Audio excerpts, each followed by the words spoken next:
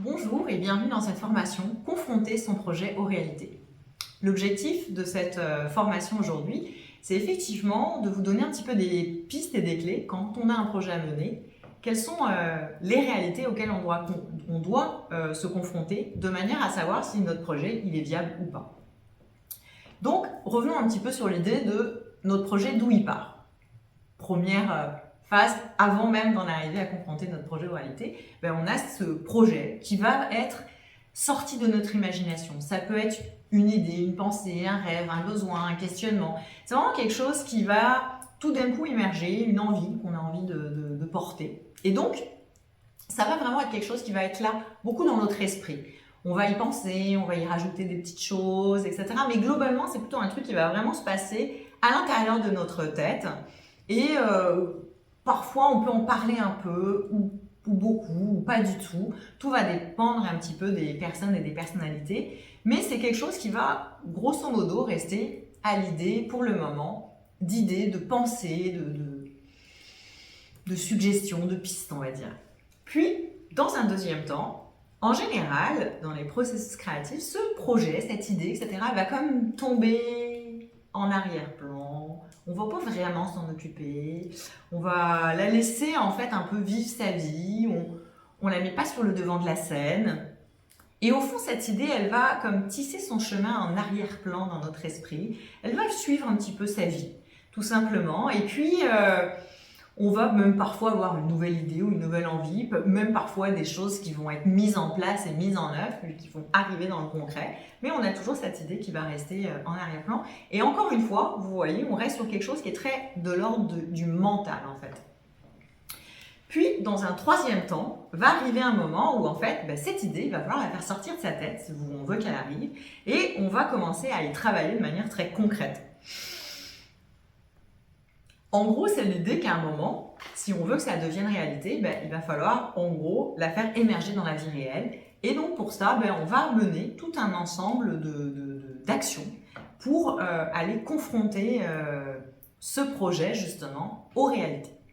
Et donc, je dis bien aux réalités au sens du pluriel, parce que, effectivement, il n'y a pas qu'une seule réalité auquel il faut confronter notre projet si on veut vérifier sa viabilité. Il y en a tout un ensemble et toute une multitude qui va nous permettre de faire le spectre large pour savoir si effectivement ce projet est viable ou non. Donc, la première réalité auquel on se confronte, c'est la sienne. Donc tout simplement, on part de soi et puis on va s'auto-analyser, s'auto-introspecter, on va aller regarder un petit peu, au fond, moi, qui je suis, et est-ce que je suis capable ou pas de le mener, le projet, l'idée, la pensée que j'avais. Si on peut même aussi aller se demander des choses très concrètes, au-delà des compétences, du savoir-faire, de l'expertise, des formations, etc., de cette sensation et cette perception, est-ce que j'ai envie de le mener ou pas ce projet, est-ce que je me le sens ou pas, effectivement, c'est est-ce que, je ne sais pas moi, si c'est un projet de création d'entreprise, est-ce que je vais être capable de vendre, d'aller proposer mes produits. Puis, si j'observe qu'il y a des choses qui me manquent et qui ne sont pas possibles dans ma réalité, il y a des choses sur lesquelles je peux agir. Je peux me dire, tiens, je vais avoir besoin de telle formation, je vais avoir besoin de tel outil, tel accompagnement. Ça ne veut pas dire que quand on observe des choses qui ne sont peut-être pas parfaites sur le projet, on peut parfois trouver des éléments de ressources qui vont nous permettre de cheminer à l'intérieur de ça. Donc là, faites pause, prenez un moment, puis notez les éléments en fait, où vous vous dites, ok, de quoi je me sens capable, c'est quoi les éléments clés qui m'appartiennent et qui font que je vais être capable de le mener à bien dans la réalité, ce projet. Si vous avez de la difficulté, n'hésitez pas à vous faire aider, n'hésitez pas à aller chercher des outils, des ressources extérieures, un psychologue, un aidant, un coach, mais ça peut être aussi faire du journaling, ça peut être réaliser des tests. Donc sur les tests, vraiment une petite aparté importante, c'est qu'un test, ce n'est pas une vérité absolue qui vous dit vous êtes comme ci, vous êtes comme ça, vous savez faire ci, vous savez faire ça. C'est vraiment comment dire, c'est des éléments d'information qui vous sont livrés, puis c'est à voir comment ils peuvent s'intégrer ou faire sens, ou comprendre en fait ce que l'outil veut dire. Donc souvent, ce qui est intéressant, c'est d'avoir un professionnel qui va vous aider à débriefer et à interpréter le test, de manière à vraiment pouvoir en comprendre la subtilité et pouvoir en avoir un usage intéressant et pertinent. Donc n'hésitez pas sur cette partie.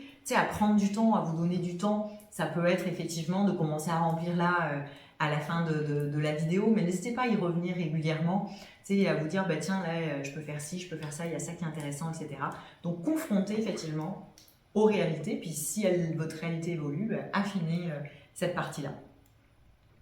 La deuxième point qui va être important, c'est vraiment d'aller confronter notre projet aux théories.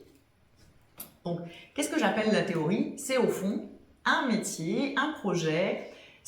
Il y a de la littérature, on va dire, un peu sur le sujet. Ça peut être des fiches de poste, ça peut être des fiches métiers, ça peut être un environnement professionnel, etc. Donc, c'est tous ces éléments qui va être intéressant d'aller observer et d'aller regarder de manière, effectivement, à sortir un peu du fantasme. Un exemple que je trouve intéressant, c'est le métier d'enseignant. Parce que souvent, sur le métier d'enseignant, c'est un métier que tout le monde croit connaître. Très simplement parce qu'on a été à l'école, tous, a priori, et que donc, on s'est tous retrouvés dans une salle de classe devant un enseignant. Donc, a priori, on se dit, je sais c'est quoi être enseignant. Sauf que le métier d'enseignant, si vous allez regarder dans les fiches de poste et les fiches métiers, vous verrez qu'il est bien plus vaste que juste enseigner, ou en tout cas être dans les cours. Parce qu'il y a le temps où on va créer nos contenus pédagogiques, on va écrire les cours, on va les travailler. En plus, si on prend le métier d'enseignant dans les écoles, effectivement, ils ont un temps où il va y avoir des temps pédagogiques, de réflexion en équipe. Il va y avoir un temps, souvent en fin de journée, pour recevoir les parents d'élèves si besoin. Il va y avoir le temps où il faut corriger les copies. Donc au fond, ce métier est finalement plus riche, plus vaste et un petit peu différent de ce qu'on peut imaginer au premier regard si on regarde un petit peu simplement ce métier. Donc c'est vraiment important d'aller observer les choses dans l'ensemble de ces éléments. Ça peut être aussi regarder les conditions de déplacement, ça peut être aussi se faire un peu une liste des plus et des moins qu'on peut observer dans la réalité. Ça peut être, comme je le disais, observer les besoins en formation qui sont nécessaires. Et donc, ce que je vous propose, c'est dans votre PDF de cours, vous allez trouver effectivement un petit tableau qui va vous permettre de compiler en fait l'ensemble de ces éléments d'information. Donc, le projet ou le métier ou les projets ou les métiers sur lesquels vous êtes en réflexion, notez les points positifs, les points négatifs, les conditions d'exercice et de fonctionnement, la rémunération, les besoins en formation éventuels et toute autre information qui vous paraisse pertinente que vous pouvez trouver dans la littérature, on va dire. Un autre point qui va être intéressant, c'est le marché du travail et le marché, l'environnement et la concurrence, qui va être également un point assez important à aller regarder, évidemment, puisque là, on est en train de se dire, ok, moi, je pense que je suis capable de mener ce projet. Quand je regarde la littérature et la presse, je me dis, ok, ça va. Parce qu'on est bien d'accord que c'est 1, puis 1, puis 1, puis 1. Je regarde une réalité. Si je vois que ça fonctionne, je passe à la réalité suivante. Si je vois que ça ne fonctionne pas, n'allez pas plus loin. Prenez un autre projet. Hein. Donc là, si ça valide le premier fil, puis le deuxième fil, j'en arrive à ce filtre-là. Et là, je vais pouvoir voir un peu, effectivement, à quelle réalité je me confronte. Est-ce qu'il y a une concurrence? Est-ce qu'il y a un marché? Est-ce que là où les possibilités existent, est-ce que, moi, j'en sais rien, est-ce que j'aime vivre en ville, mais mon activité, c'est plutôt une activité rurale? Ça risque d'être compliqué. Est-ce que c'est ça que j'ai envie de vivre? Tiens, moi, je vis, je sais pas, moi, dans le centre de la France, mais en fait, les activités, elles se jouent uniquement dans le sud de la France, ou voire même à l'étranger. Donc, il est où votre terrain de jeu? Puis, sont où les possibilités à l'intérieur de votre marché, en fonction toujours de qui vous êtes, de ce que vous avez pu lire, mais effectivement du marché et des réalités. Évidemment, le marché du travail, le marché de la concurrence, qui va vous permettre de dire, est-ce qu'il y a des besoins aujourd'hui? Un exemple qu'on peut donner, c'est sur le burger, les restaurants de burgers. Aujourd'hui, c'est vraiment une tendance. Si on regarde, beaucoup de gens mangent des burgers. C'est parti effectivement du marché des fast-food. Petit à petit, effectivement, ça a commencé à avoir des cafés, des restaurateurs. Il y a eu d'autres chaînes qui se sont développées autour du burger. Et puis, il y a même aujourd'hui des restaurants gastronomiques et des restaurants étoilés qui proposent des burgers. Donc, il y a un marché qui est colossal, qui fonctionne, c'est dans les tendances, etc. Donc, on peut se dire, tiens, il y a un marché. Alors, parfois, ça peut faire peur aussi. On peut se dire, s'il y a beaucoup de concurrents, est-ce que moi, je vais trouver ma place? Ça, c'est à vous de voir, évidemment. Mais ce qui est certain, c'est que s'il y a un marché, c'est qu'il y a un besoin. Donc, s'il y a un besoin, c'est qu'on peut y répondre. Après, c'est à vous d'être bon à l'intérieur de ce marché. Et c'est comme ça que vous trouverez. Et puis, peut-être aussi à voir ce qui va vous différencier. Et c'est en ça que l'analyse du marché, elle va également être intéressante et importante. Donc, vous pourrez trouver l'information sur Internet, sur des sites d'emploi, sur des sites d'analyse de la concurrence, sur des sites entrepreneuriaux, sur des sites spécialisés, etc. Donc n'hésitez pas à aller voir tous ces éléments. Même chose, prenez votre PDF, notez les points clés de votre recherche, notez les éléments stratégiques, notez tous les points qui font que vous dites bah, ok, ça va dans le bon sens, ça va dans le moins bon sens. Et c'est pas toute cette analyse à chaque fois, tu sais, c'est pas parce que les conditions sont pas idéales qu'on peut pas le mener. C'est juste d'être conscient que peut-être ça va prendre plus de temps ou plus de difficultés. Donc c'est vraiment l'idée de confronter à chaque fois un projet au réel, c'est vraiment l'idée de se donner la possibilité de voir comment je peux réguler. Je vous disais, par rapport à ma réalité, de choses comme ça, si je vois qu'il me manque une formation ou qu'il me manque une qualité, je peux la travailler puis je peux l'acquérir. Donc, c'est pareil là, si je vois qu'effectivement c'est peut-être un peu plus tendu, que mon marché est un petit peu plus difficile, je sais peut-être que ça va prendre un peu plus de temps ou alors qu'il va falloir que je structure les choses de telle manière pour que ça se mette en place et se mette en œuvre. L'autre réalité auquel il va falloir se confronter, c'est les personnes, c'est-à-dire aller rencontrer des gens qui vont exercer les métiers qui nous intéressent. Et puis aussi également, tu sais, vraiment aussi parler du marché autour de soi, enfin du projet autour de soi. Donc parlez-en à vos amis, à vos collègues en disant tiens, moi je fais ci, moi je fais ça, qu'est-ce que t'en penses quoi?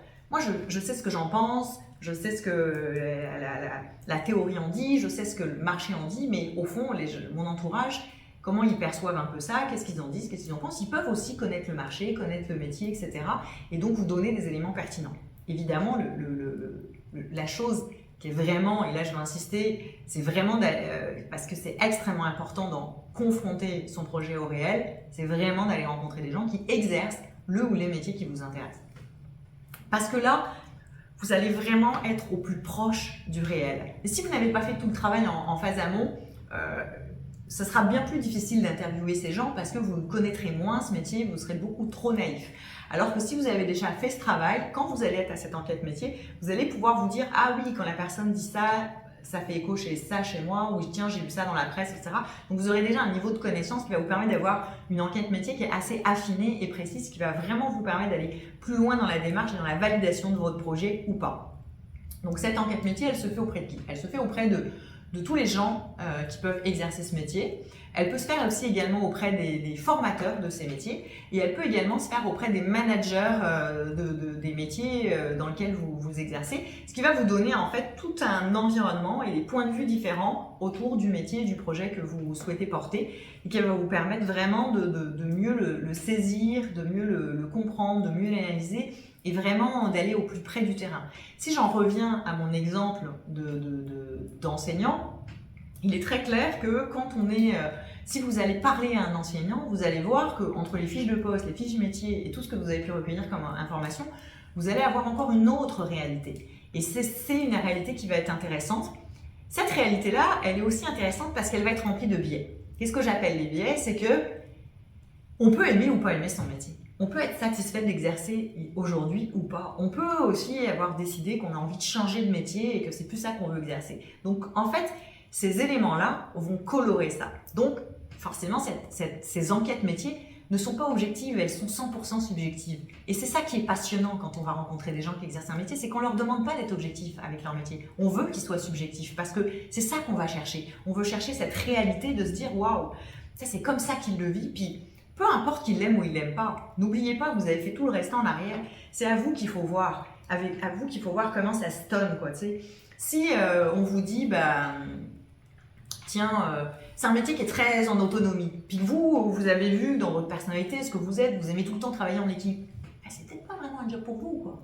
Ou en tout cas, ça va vous demander, si vous voulez faire ce job qui est très autonome, de peut-être trouver des moyens de vous entourer ou de créer de l'ancrage sur d'autres choses, à travers d'autres activités, ou peut-être en réinventant un peu certaines choses dans ce métier, etc., de manière à vraiment toujours trouver un pont pour cheminer dans le métier et créer ce qui vous fait rêver, bien évidemment.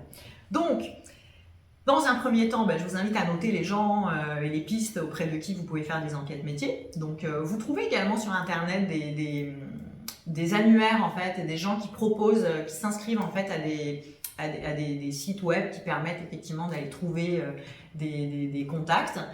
Mais utilisez les réseaux sociaux, hein, LinkedIn en est un bon et c'est assez intéressant parce que les gens sont souvent assez contents de parler d'eux, de parler de leurs projets, etc. Donc c'est pas si difficile que ça, hein. Donc voilà, faites une petite liste. Puis une fois que l'entretien est réalisé, bah, effectivement, notez effectivement l'ensemble, le ou les entretiens, hein. Moi je conseille quand même en général pour des enquêtes métiers d'aller voir au moins, allez, 3 personnes c'est génial, 2 c'est un minimum, 4, 5 c'est topissime, hein. Parce que ça va enrichir évidemment. Donc une fois que vous avez toutes vos enquêtes métiers, bah, faites une petite synthèse, puis posez les choses sur le papier, puis voyez les éléments. Donc là encore, allez dans votre PDF de cours et puis vous prenez le temps de noter tous ces éléments pour avoir vraiment un endroit où tous ces éléments sont synthétisés. Une fois que tous ces éléments sont synthétisés, bah, vous avez en fait l'ensemble des réalités, la vôtre, ce qu'en dit la théorie, ce qu'en dit le marché, ce que peuvent dire les gens autour de vous, ce que peuvent dire toutes ces enquêtes métiers. Et c'est vraiment ça qui va vous permettre de construire ce projet ou pas et de l'adapter aux besoins, aux réalités auxquelles vous avez été confrontés. Et c'est ça qui va finalement nous permettre d'arriver à la fin à 2 options assez simples. Ben, go, je peux lancer le projet, c'est super, j'ai trouvé comment, quoi, qu'est-ce, comment l'adapter, comment le mettre en œuvre, comment le mettre en scène, etc.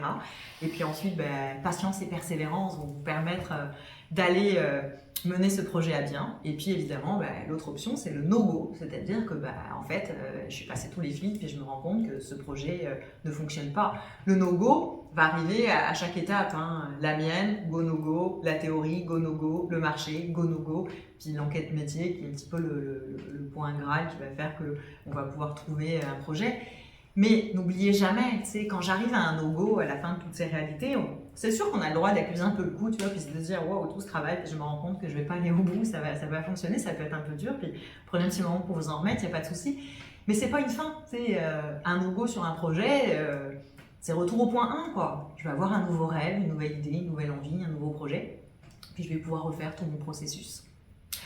Vous verrez également que dans le PDF de cours, je vous ai mis une trame d'enquête métier avec toute une série de questions pour vous aider quand vous voulez mener vos enquêtes métiers. Parce que c'est sûr que c'est pas mal d'arriver préparé puis d'avoir déjà un petit peu une liste de questions qui est à poser de manière à être professionnelle et pertinente puis à recueillir un maximum d'informations. Donc je vous ai préparé un petit questionnaire, donc n'hésitez pas à vous en servir.